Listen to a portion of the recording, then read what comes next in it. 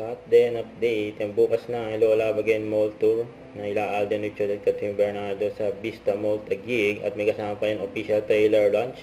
Yan, ipapakita na dyan. And sa IG story ni Sir Miko. And edit na nga yung official trailer launch ng Lola Again. And final touch up. May maswerte mga makapanood niyan bukas sa Mall Tour.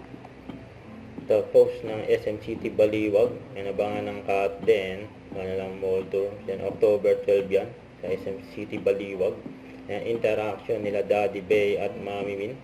Yan, pinag-uusapan na ba ang future nila Alden at Catherine, ang kanilang mga anak.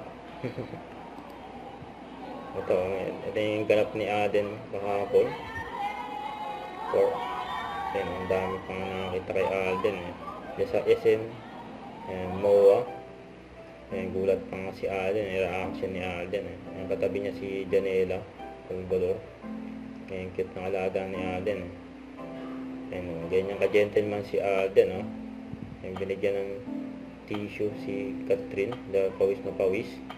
Tapos may hawak pa si Alden na portable fan. Yan, nilakasan pa nga niya para hindi mainitan si Catherine.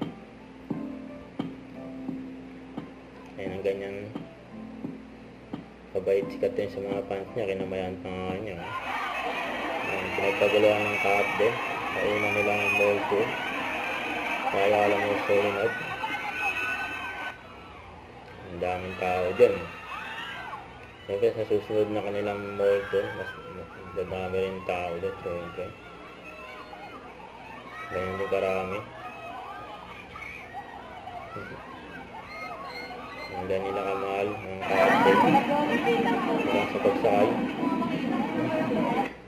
Huwag kalimutan mag-subscribe, click ang notification bell for more update. Ito po ang Pure Reaction Vlog. Bye guys, thank you for watching.